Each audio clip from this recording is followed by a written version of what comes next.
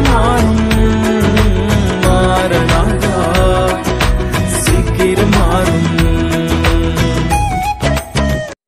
ஆண்டவரும் உலக இரட்சகருமாய் இருக்கிற இயேசுவின் நாமத்தினாலே காலை மன்னா நேரலாகி உங்களை இந்த நாளில் சந்திப்பதிலே அடிமை மிக்க மகிழ்ச்சி அடைகிறேன்.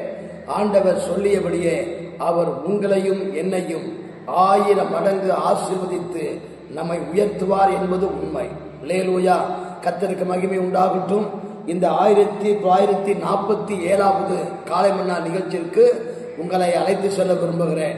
அதற்கு முன்பதாக மிக முக்கியமான காரியத்திற்காக செபிக்க வேண்டும். அது எது என்று பார்க்கும்போது, ஒவ்வொரு வாரமும் சபைக்குள் வருகிற புதிய ஆத்துமாக்கள் சபையிலே நிலைத்து நிற்கும்படியாக காலை மன்னா நேரலாகிய நாம் செபிக்க வேண்டும். சோத்ரா.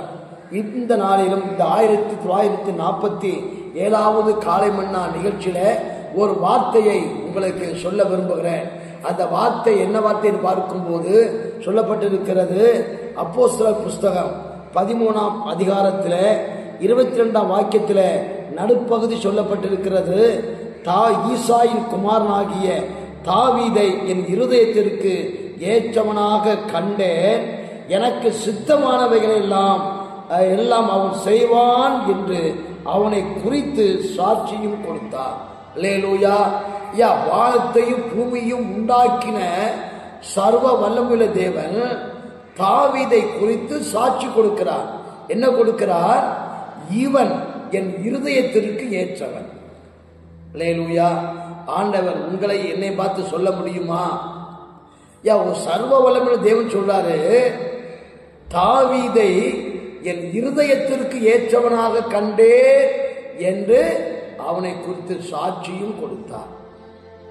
அப்படி ஆண்டவர் சொல்லுகிற அளவுக்கு தாவீதிடத்திலே என்ன நல்ல பண்புகள் இருந்தது என்று பார்க்கும்போது, எனக்கு தெரிந்தபடி ஒரு 3 காரியங்களிலே தாவீது கர்த்தரே அசர்ற அளவுக்கு அவன் சில நல்ல காரியங்களை செய்திருக்கிறான். என்ன என்று பார்க்கும்போது, சவுல் ராஜா தாவீதை கொல்ல வருவதற்கு எத்தனைப்படும் போது பலமுறை கொல்ல வருகிறான். பலமுறை கொல்ல வரும்பொழுது இந்த தாவீது சவுல் ராஜாவை கொல்வதற்கு தன் கரத்தை நீட்டவில்லை. காரணம் என்ன தெரியுமா? அவன் சொல்றான், கர்த்தரால் அபிஷேகம் பண்ணப்பட்டவர் மேல் என் கையை போடாதபடிக்கு கர்த்தர் என்னை காப்பாராக என்றான். அதாங்க கர்த்தர் சொல்லியிருக்கிறார். அதான் கர்த்தர் சொல்லியிருக்கிறார். ஒரு அபிஷேகம் பண்ணப்பட்டவங்க மேல நம்ம கையை நீட்டக்கூடாது, விரலை நீட்டக்கூடாது, வாய்க்கு வந்தபடியெல்லாம் பேசக்கூடாது. அல்லேலூயா. ஏன் தெரியுமா? அவன் கர்த்தரால் அபிஷேகம் பண்ணப்பட்டவன். அவனும் அபிஷேகம் பண்ணப்பட்டவன் தான். சவுல் ராஜாவும் அபிஷேகம் பண்ணப்பட்டவன் தான் ஆண்டவரால. தாவீதும் அபிஷேகம் பண்ணப்பட்டவர் தான். அல்லேலூயா. இப்ப 2 பேருக்கும் அபிஷேகத்தை பத்தில சபைக்குள்ள 2 குரூப்புகளுக்கு இருக்கும்.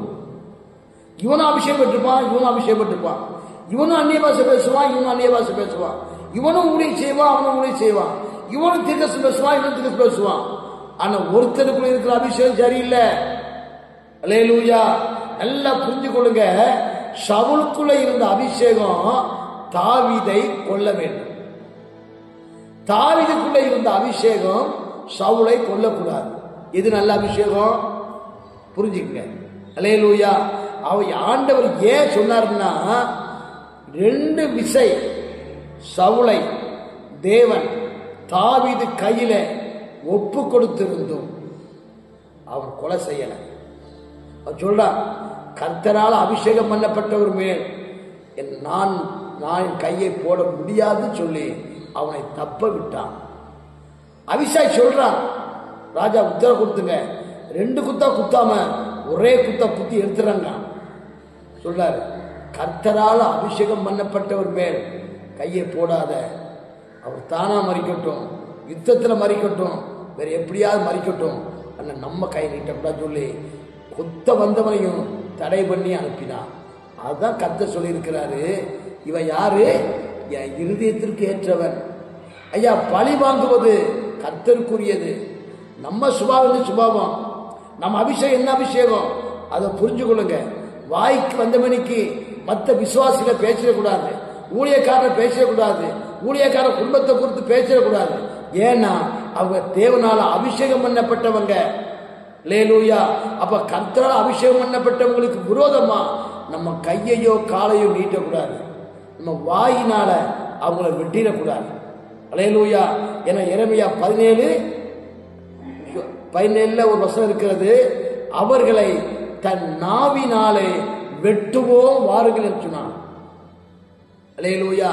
ஐயா நல்ல கவனிங்க. இன்னைக்கு அன்னைக்கு போல ஆயுத்தம் இன்னைக்கு விட்டனா கிடையாது, தன் வார்த்தையினாலே விட்டுறாங்க. வெட்டக்கூடாதுங்க, வெட்டவே கூடாது. அபிஷேகம் பண்ணப்பட்டவங்க அவங்க.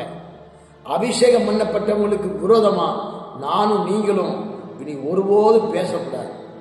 அவங்கள யாராவது கொலை செய்ய வந்தா கூட தடை பண்ணிடும். அல்லேலூயா.